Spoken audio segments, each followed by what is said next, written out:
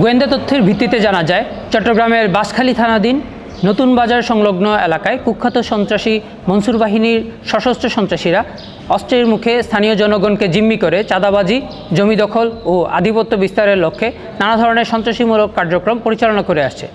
স্থানীয় জনগণ এর প্রতিবাদ করতে আসলে উক্ত সন্ত্রাসী দল জনসম্মুখে প্রায়শই গোলাগুলি সহ বিভিন্ন ধরনের হুমকি দিয়ে জনমনে আতঙ্ক সৃষ্টি করে আসছিল। স্থানীয় জনগণ কোস্টগার্ডের শরণাপন্ন হলে কোস্টগার্ড উক্ত এলাকায় গোয়েন্দা নজরদারি বৃদ্ধি করে।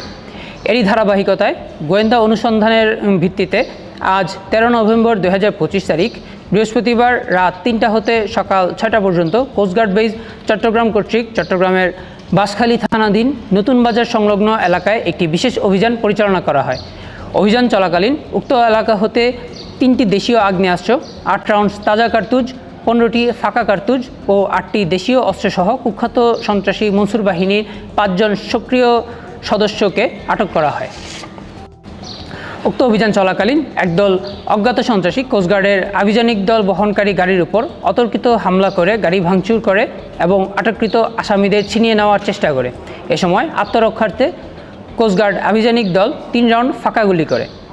আটককৃত আবু নসর চৌধুরী বয়স 44, আব্দুল কাদের বয়স 40, জমির আহমেদ বয়স 55, মোহাম্মদ জিয়াউর রহমান বয়স 50 এবং মোহাম্মদ সোহেল বয়স 21 বাঁশখালী থানার বাসিন্দা।